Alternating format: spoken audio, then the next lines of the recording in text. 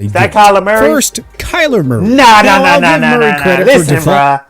Listen, I feel you, bruh. But listen, bruh. 10 most overrated quarterbacks in the NFL right now, man. This gonna be controversial, but I'm here for it. Let's check it out. Let's get it. There are certainly quite a few guys that are getting way more attention than they really deserve. Already throwing shots at Prescott. You got to be able to get it done. They gave you a $160 million contract. All you've got to show for it is one playoff win. Dang. Oh, man. They already throwing the shots at Prescott. Hold up now. Tough. We've often seen the guys under center get way too much credit in the media. The NFL is now chock-filled with quarterbacks that are extremely overrated. To me, there's no better place to start this list than in New England. Matt Jones is getting way too much hype heading into his second NFL season. Yes, I know that he earned Pro Bowl honors as a rookie, but with the way that those selections trickle down these days, it seems like any quarterback that puts together a halfway decent season can get that tag. They basically hold his Pro Bowl. Trubisky has a Pro Bowl to his name. Jones does deserve credit for effectively game-managing New England to a 10-7 record, but let's not get carried away like much of the media has, and forget that game-managing is exactly what he did the entire season. After all, we're talking about a guy who during a Week 13 win against the Buffalo Bills had just three attempts? You wow for that. 3. Then, during the playoff matchup, he had 38 attempts and surrendered another 2 picks in an embarrassing 17-47 loss that was somehow even less close than the score indicates. The early signs have indicated that Mac will have a solid NFL career. But let's quiet all the talk that the Patriots have uncovered the second coming of Tom Brady. That's what they think, man. You know, at least until Jones proves that he can be the driving force of the offense and not just a complimentary player. Mac is on track to be like another overrated quarterback, Kirk Cousins. Kirk Cousins? A quick glance at his stats do not tell the full Kirk Cousins story. All he does is put up numbers against bad teams and in garbage time of losses. And damn near every time his team needs him to do a little bit more, or when the pressure is turned up, whether it be in the playoffs or prime time, Kirk just seems to vanish. He is a very talented football player, and I don't want to completely discredit what he's accomplished. At least 4,200 yards and 33 touchdowns in each of the last 2 seasons, and last year he got the interceptions down to single digits.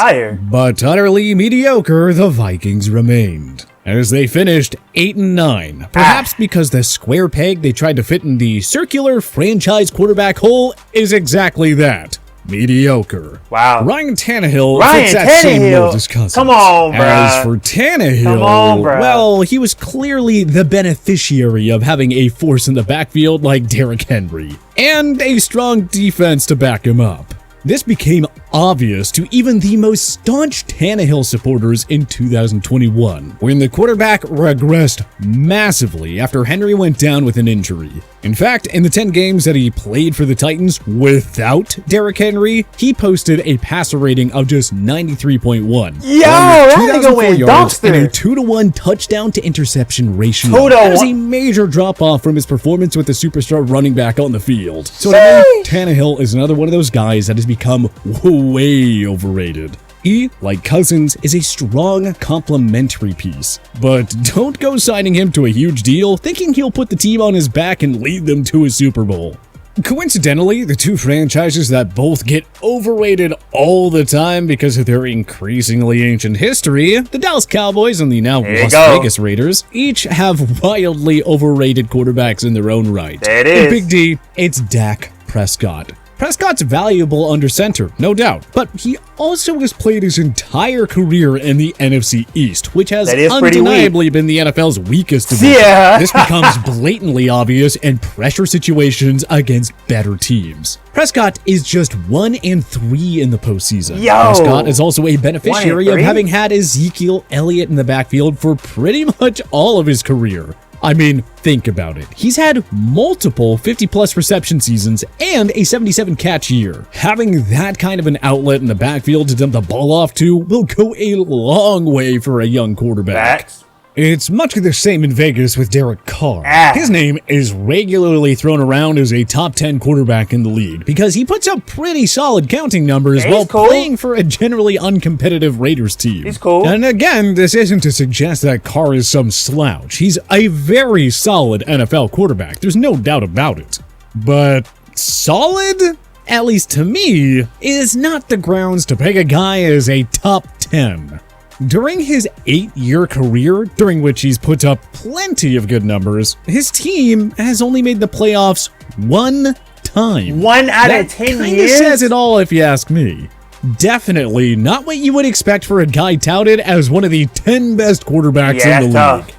Carr, to me, is actually somewhat reminiscent of what we saw play out with Matt Ryan during his time in Atlanta. Now, it's hard to classify a former NFL MVP as overrated, but to me, Ryan is a clear exception there. But in the time since that MVP season and the subsequent Super Bowl collapse, his Falcons have posted a record of just 35-46. Oh my And now the Colts think that bringing in the 37-year-old ahead of the 2022 season is going to be the move that puts them into Super Bowl contention. That is the pinnacle of being overrated. When you are 37 and can barely sniff a winning season, let alone playoff contention, yet you're still being mentioned as a potential postseason difference maker and a top quarterback in the league?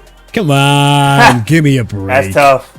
Next up, Carson Wentz. Another extremely Hey, hold on, man. Wentz went to the Super Bowl now. Coincidentally rolled the dice on just a year ago. Needless to say, they were met with disappointment. It's actually kind of crazy that we are still needing to have this conversation about Carson Wentz. Hey, Wentz won a Super Bowl now. Hold has up. been an infuriating series of highs and lows throughout his NFL career. So much so that it's actually kind of shocking that he's only been in the NFL for 6 seasons now. Every game Wentz plays feels like it lasts forever because there is no shortage of impressive throws and dumbfounding mistakes. Now, unfortunately for Wentz, it is far more often the latter than the former.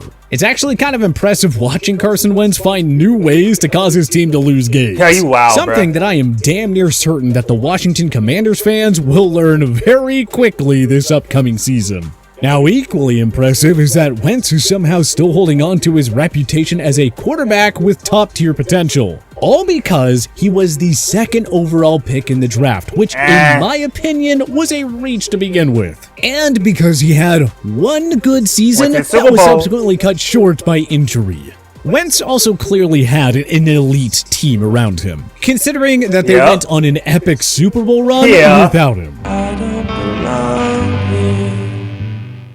And if that isn't an indictment that he doesn't deserve the kind of credit that he tends to get, well, I don't know what is. Unfortunately for Eagles fans, they seem to have since stumbled into another overrated young quarterback that has the fan base excited.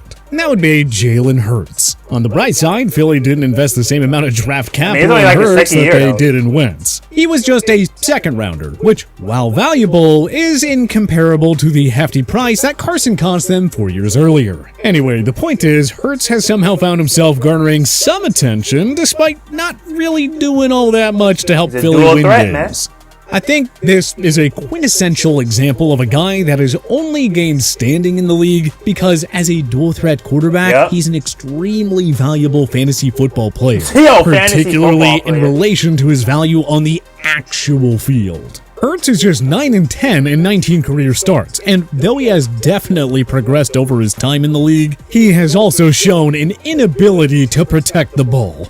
And he, like Wentz, always seems to find new mistakes to make that will cost his team games. Jalen has also been exposed in a big way against better competition. His postseason debut in 2021 was a great example of that. He completed just 53.5% of his passes, held on to the ball way too long, and turned it over twice. When the stakes are raised, that is just not going to get the job done. Yet, here we are, and people are trying to act like he might be the next Lamar Jackson. He might be Lamar Jackson, next Lamar for real, though. Okay.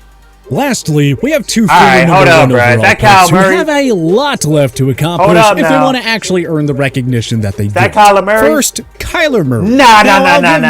Listen, bro. Listen, I feel you, bro, but listen, bro. You ain't even talking about Kyler Murray now. Listen, bro. Did he not take the corner to a 9-0 start, though? Come on, now. He just had his breakout season. It's like his 3rd year. Come on now. How is he on this list now? You gotta have some good reasons. You better have some good facts on deck. Hold up now. Give Murray credit for defying the odds as an undersized QB. To not just make it into the NFL, but to do so as a number 1 pick, and for actually having success at the professional level. After all, 2 Pro Bowl nods and a Rookie of the Year nod is nothing to sneeze at. But still, Murray has a losing record as a starter, and like Hurts, he seems to struggle to raise his level against the league's top competition. In fact, his postseason debut was one of the worst we have ever seen. 19 for 34, 137 yards, and 2 interceptions. Yeah, that game was over in the first quarter, and everyone knew it. Murray may think he's one of the best quarterbacks in the league, but as far as I'm concerned, he still has a lot to prove on the field before we start talking about him as one of the top young QBs in the game. And you know, same for Trevor Lawrence. Everyone is so eager to let the former Clemson quarterback off the hook because the Urban Meyer experiment was such a disaster. Which, don't get me wrong, it was. But even with all that dysfunction, I don't think Lawrence is the surefire star that everyone makes him out to be. Rookies are most certainly allowed to make mistakes, but Lawrence made far more than his fair share during that abysmal 3-14 campaign. 12 touchdowns to 17 interceptions, and we all want to act like he's the next generational talent under center, because he was good in college. Like, we've never seen that story go south before. Now that Urban Meyer is gone, so are the excuses. So, let's see what Trevor can do in 2022. Facts, man. Which NFL quarterback do you... Hey, man, let me know, bro. Who's on this list is overrated? Who you think is not overrated? Who are they missing from this list that you don't see them on the list? Let me know down in the comments, man. But I hope y'all boys enjoyed the video. If you watch this right now, appreciate you. See you in the next video, bro. Bye.